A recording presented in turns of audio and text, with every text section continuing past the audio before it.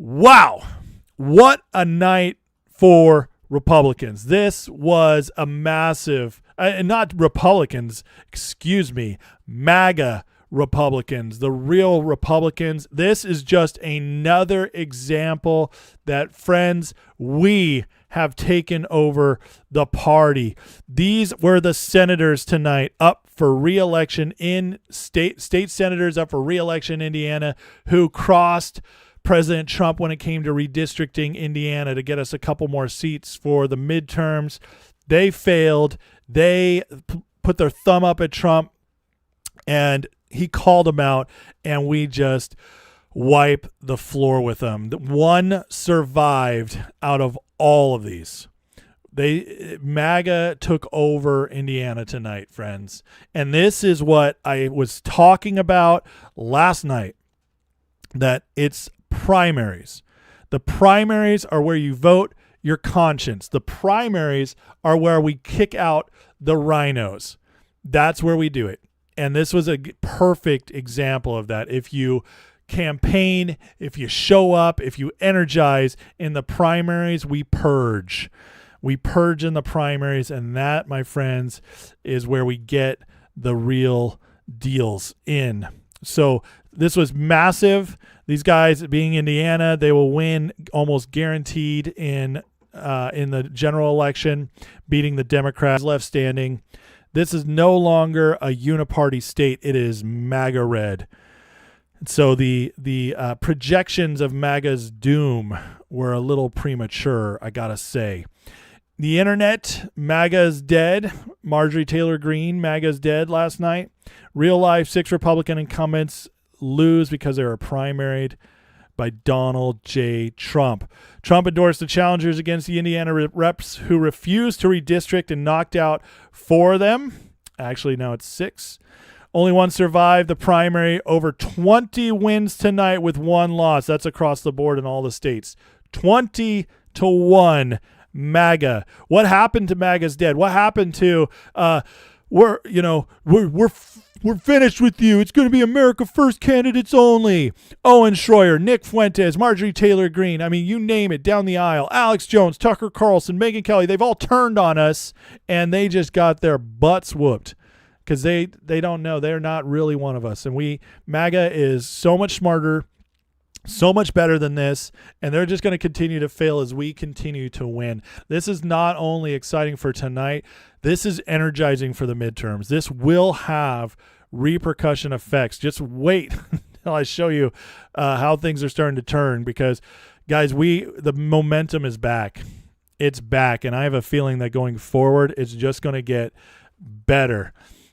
So Tucker and Candace's viewership is what's really dead, not MAGA. I love that post. So listen to this. Listen to this breakdown here. This win is even bigger than it looks like on the surface. State senators who defied him and helped defeat his redistricting effort there last year. Let's get right to CNN's Jeff Zeleny for the latest on what you are hearing and where things stand right now. This guy looks so President stunned. Trump has been seeking revenge, and tonight he is getting it. He has had a successful effort in at least 3 of the Indiana State Senate primary races, and one of the Trump challengers has failed. So right now the scorecard that the White House is watching very carefully is 3-1, and the Trump-backed candidates is leading in the other 2. What are we talking about here? Why are we talking about the Indiana State Senate? Because the senators, the Republicans, who have served for nearly 20 years, each one of them who lost, voted 20 against years. the Look at the president's numbers. redistricting plan last December. Not even close. They said that they did not believe it was appropriate to redraw those maps. The White House has said, we are going to throw you out of office, and that is what is happening this evening. It was a dramatic campaign, millions of dollars spent, and the White House is winning this revenge war, if you will, tonight. Only one non-Trump backed challenger, Senator Greg 30 points. is holding on. His race was a bit peculiar. He was running against 2 people named Wilson, but he is holding on. So for the White House tonight, one bit of good news in this challenging midterm election year, John. Yeah. Somewhere Even in the 3-way, they won by 18 points. Putting 2 people named Wilson on the same ballot. Did you guys hear what he said? Some of these guys have been there for nearly 20 years. Do you know how hard it is to knock out an incumbent who's been there for 20 years. That's 20 years of name recognition, 20 years of fundraising, 20 years of getting embedded in all the organizations around, 20 years of making friends and relationships in their capital. 20 years. That's embedded. That's deep state, baby. That's uniparty, getting in there, getting all up in there. And we just wiped them out by like a minimum of 15 points. It was a bloodbath. It wasn't close. It was destruction. Again, 20 years. I don't know if you guys understand that, because that is like a crazy. Those of us who are hardcore about politics, been following it for decades, like me, who are obsessed with this stuff. That's a big deal. That is a big BFG, a big effing deal.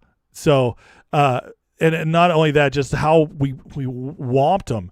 Tucker promoted 5 of these candidates. One dropped out. Another came in 6th. Putsch, which we'll get to him in a minute, the guy in Ohio, lost to Vivek. Fishback in Florida is going to get destroyed. And he's at 6%, and Thomas Massey is the last one. Tucker's about to go 5 for 5 in losses. By the way, this is a very bad night for Thomas Massey. You better believe that man is terrified right now. Terrified. Because what he just saw is that the MAGA wave is taking over the Republican Party. Again, friends, vote. Vote in primaries. They matter. That's where we get our people. Because if they don't make it through the primaries, we got to vote for the RINOs, because the RINOs are still better than the Democrats, like 50 times better. It's not close. And they still suck. That's how bad Democrats are. But again, this is where we win, and we just proved it tonight. Step up, knock them down. Primaries matter. Now, here's this Casey Putsch guy who was running against Vivek. He's awful. He's the America First candidate that was backed by Tucker, Fuentes. What's his face? It's escaping me right now. But backed by several of the faggot grifters. Okay, several of them. He was their guy, going to prove it to him. The Owen Schroyer types. Yeah, this is the real one. Well, he just hates Trump. He absolutely hates Trump. And I've said it. We talked about this in my last live show. I'm no fan of Vivek. He's got his issues. Absolutely. I don't think Vivek is super MAGA. I really don't. But I'll tell you this. I think Vivek will absolutely cow to Trump. Vivek will absolutely give in to what the Republican base wants. He will, because that guy just mostly cares about power. I don't think he has super passionate beliefs any which way. And so I understand the criticism of him. But in Ohio, if you think Vivek was going to be worse than this guy, you're crazy. You're absolutely crazy. This guy's a douchebag. And so, but who could have seen he was going to get lost and lose in a humiliating landslide? He spent the entire primary acting if he was campaigning to become co-host of Candace Owens' podcast. That is an indictment, friends, of the grifter sphere. Okay? It's an indictment of the grifter sphere. These folks are awful. They are awful, and MAGA hates them. There is, like, all these people now, and obviously we're going to have a big old grifter report tonight. But I got to tell you, they have nothing anymore. They thought they were going to turn MAGA. MAGA just showed up and gave them the middle finger. Anybody they endorse is dead now.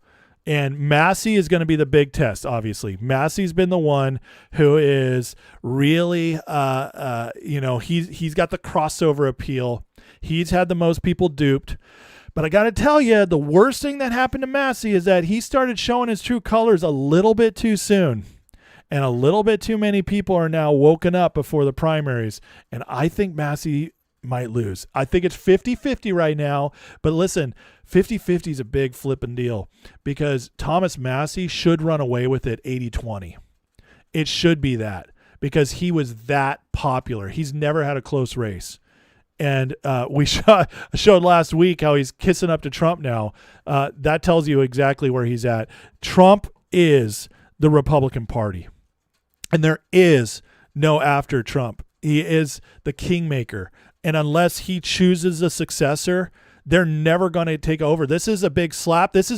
John Thune tonight is terrified because John Thune has been holding out, hoping we'd lose the midterms so that Trump would become a lame duck and possibly wait it out so a establishment Republican could come back in 2028 and he'd get his precious Senate back the way he wants it. But this, my friends, is horrific for anybody who's establishment Republican. They just lost one of the last states they still held because most states are mostly MAGA now. Most of the red states are MAGA. Indiana was one of the last ones holding out. It was one of the last ones with a very strong establishment wing, and it just got decimated. It's beautiful. So let's talk. Matt Forney has this great post tonight about Vivek. Look, Vivek beat him by 70 points. 70 points. This is how little influence they have. Again, Vivek isn't even awesome. He's not. He talks really well, but he's got serious issues that I don't like either. He wouldn't be my first choice anywhere. But that tells you how pathetic these people are in the America First grifter crowd, that they can't even get close to Vivek. At least Vivek talks the game.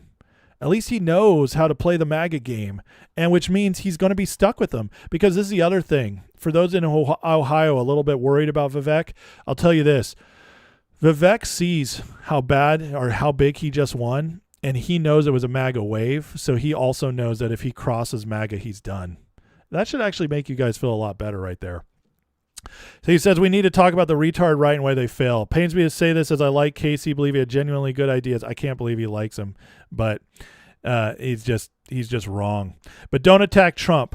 Image of Casey Putsch burning his MAGA hat, doomed him right out of the gate. I don't care how disappointed you are, how many black pills Tucker and Nick fed you. Trump is the Republican Party. He runs the show. You need his blessing or at least his neutrality to get anywhere.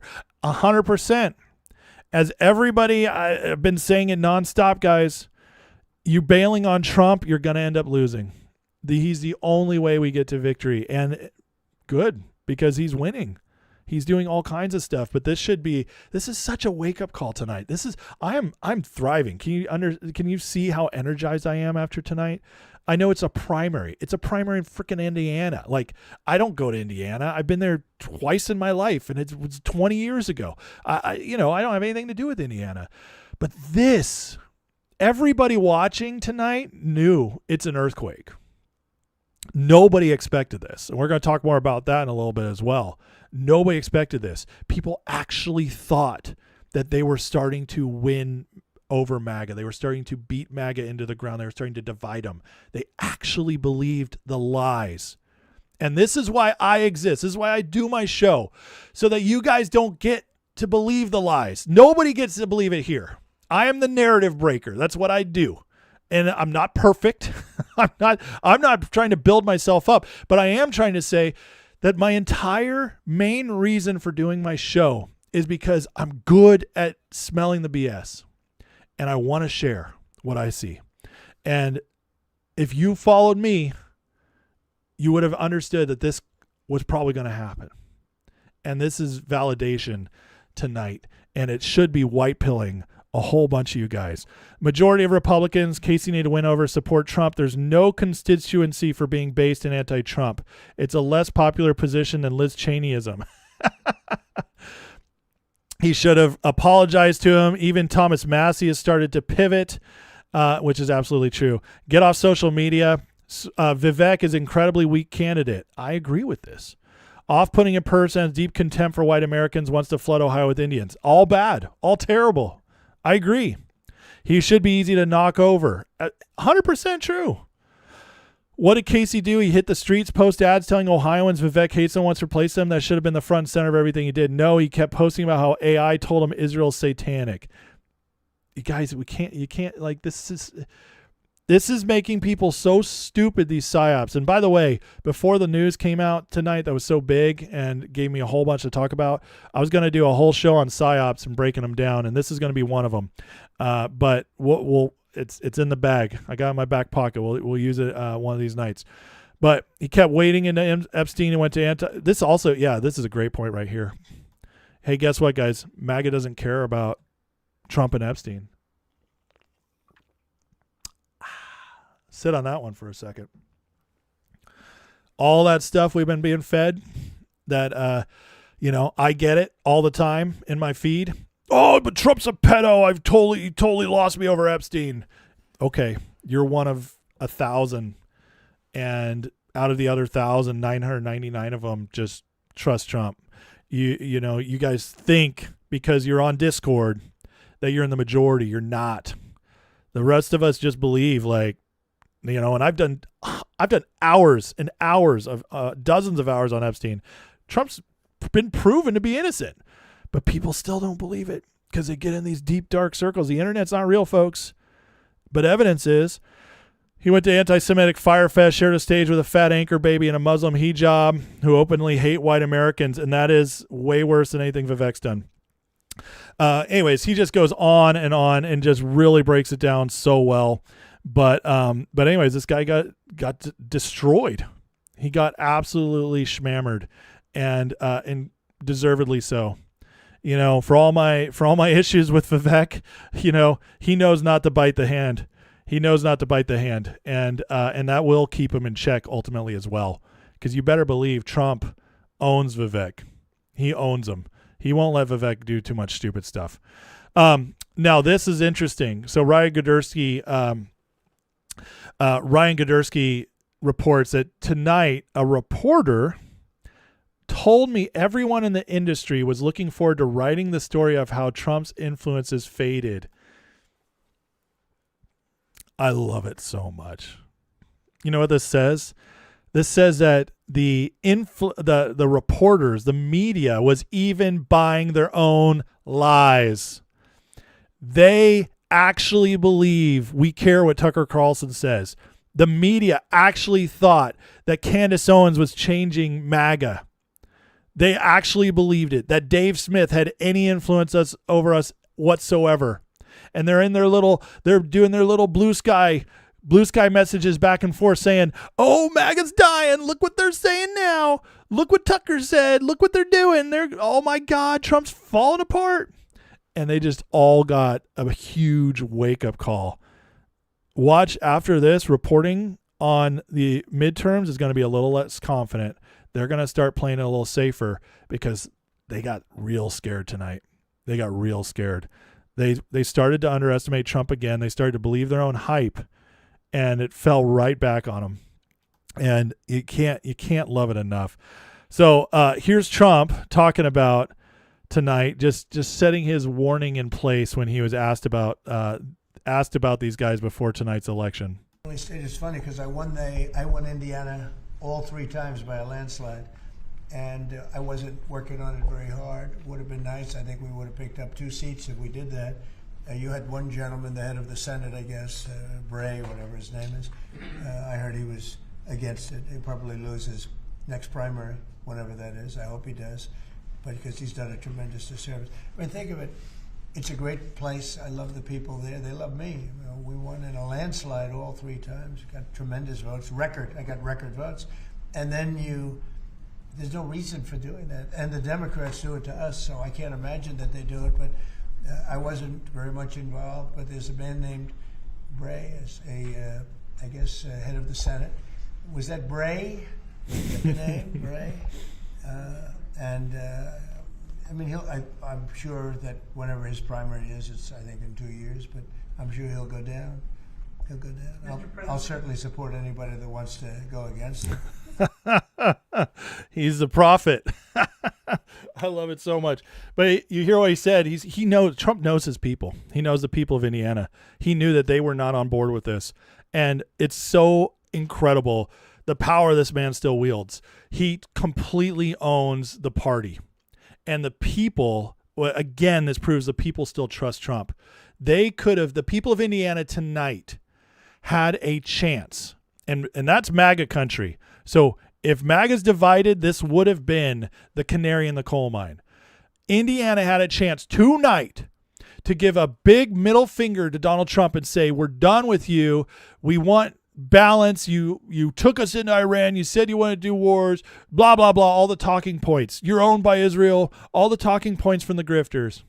They could have believed it, thrown it at him, and we would have seen it tonight, and we would have said, oh, my God, the midterms are going to be ugly. This is bad. But instead, we got the opposite. MAGA's energized. We're fully behind Trump. The polls that show MAGA's support for Trump at 90, 100%, they're all true. And tonight proved it, because elections prove it. That's the proof. The proof is in the pudding. Well, that was tonight. Tonight proved that all of that stuff. Rich Barris and Robert Barnes out there saying, "Oh, MAGA's so mad at Trump. These don't believe these polls. CNN's just saying that so that you guys get comfortable." Blah blah blah. Rich Barris looking all sweaty and swollen. I don't know how many whiskeys he's had. Robert Barnes just getting fatter by the day as he eats 5 pizzas from Little Caesars every night. I don't know what that guy's doing, but he is a blimp, and it just keeps getting bigger. His beard's starting to fall off. But I'm just being mean now. Sorry, that was a low blow. Sorry, Robert Barnes, not sorry.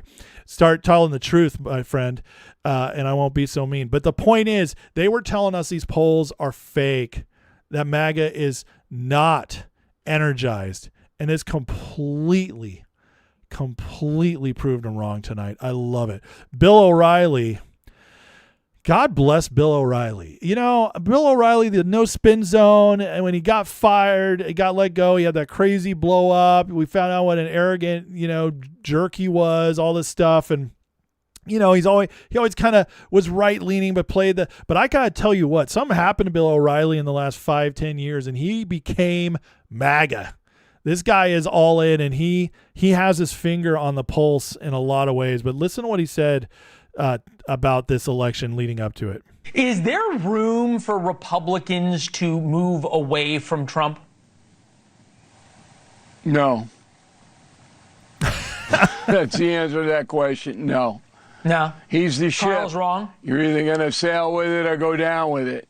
What Rove is talking about is that he wants the individual people running. Do you hear what he said? He's countering Karl Rove, the mastermind of George Bush, the Bushy, the guy who is desperately trying to get the Bush wing back in control of the Republicans, seeding the narrative that Trump is weak, Republicans want something else, and Bill O'Reilly's just knocking this argument down.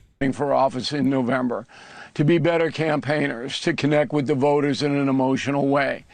And of course, that would be best for the Republican Party if that were to happen. But if you think that you can cut loose the most charismatic populist president in the last 50 years, you're crazy. You can't. And if you try, you're going to get slaughtered.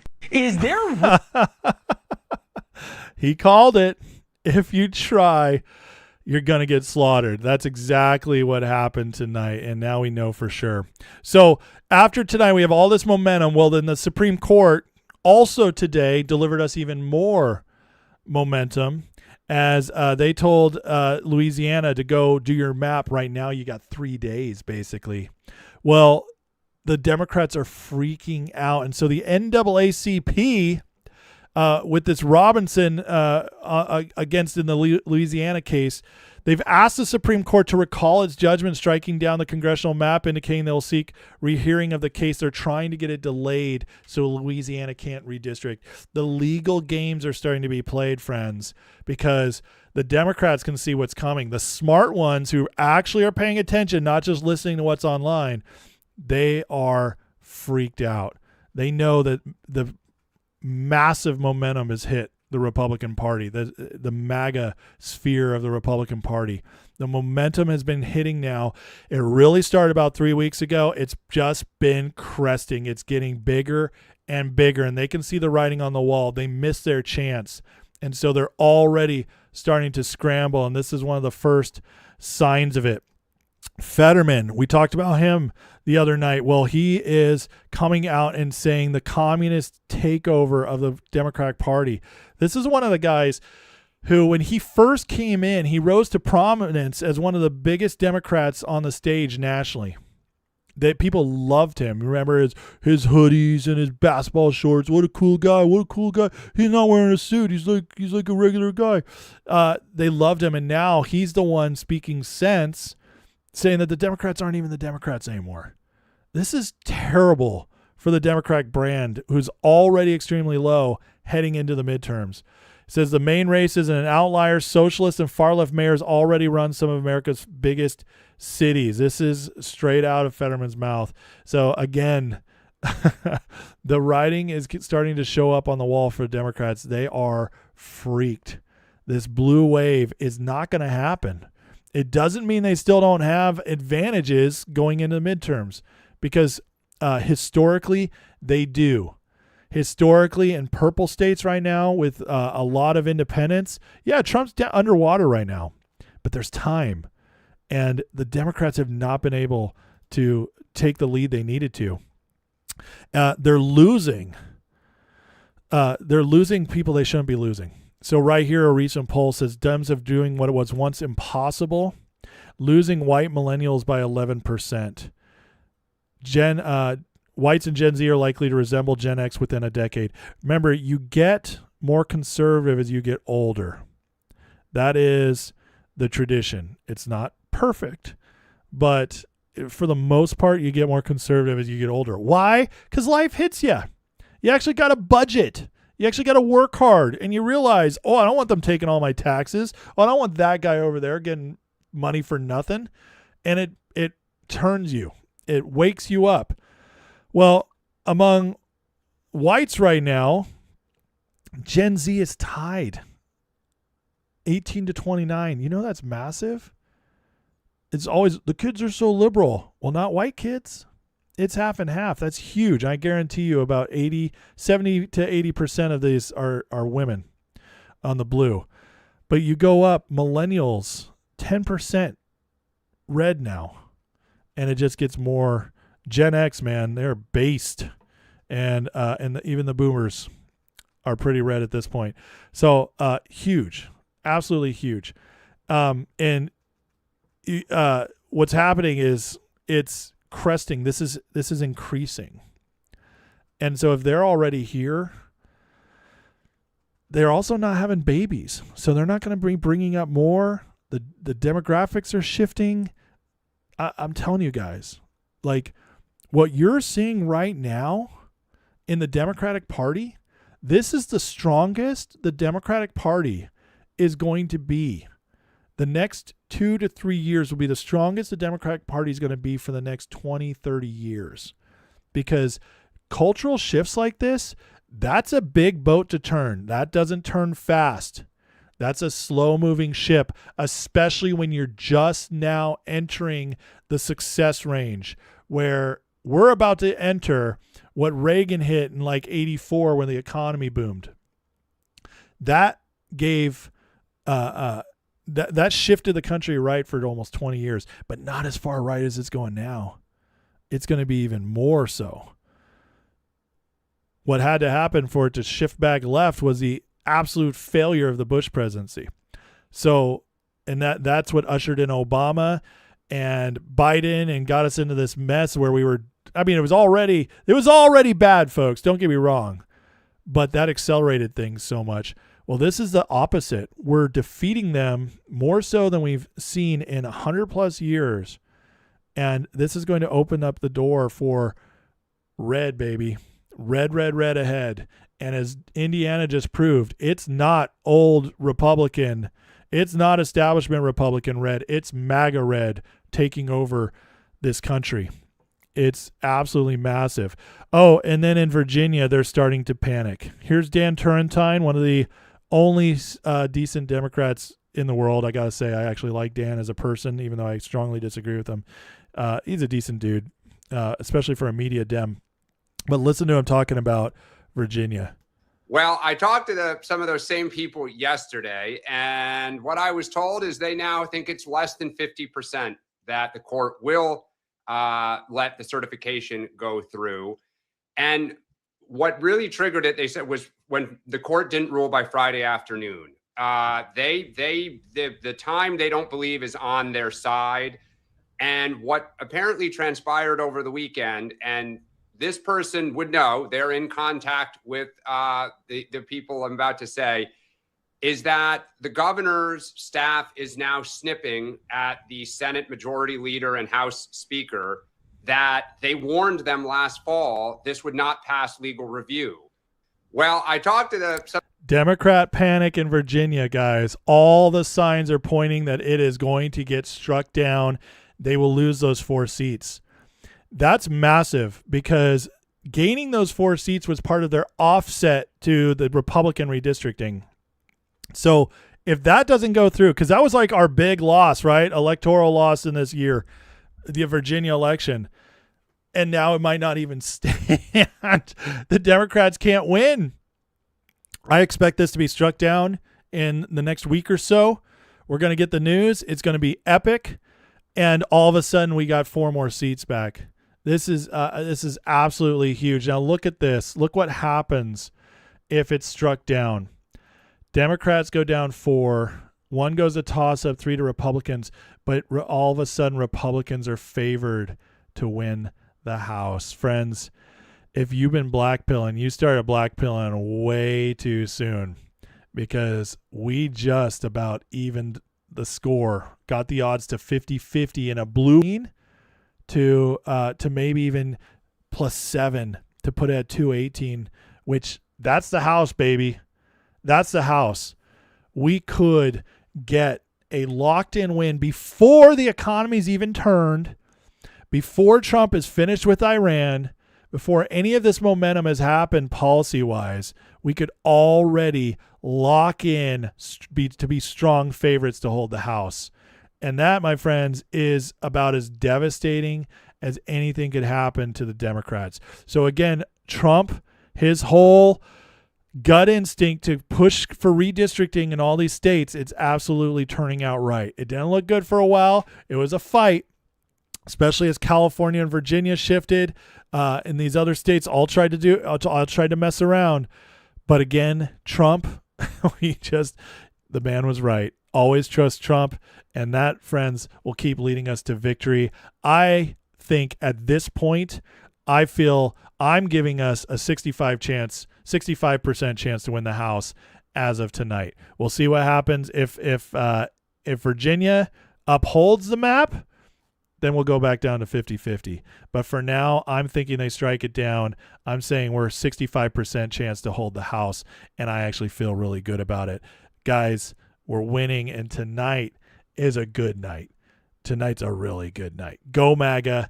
All the momentum's on our side. MAGA's not dead. MAGA's thriving and just growing, and tonight proved it.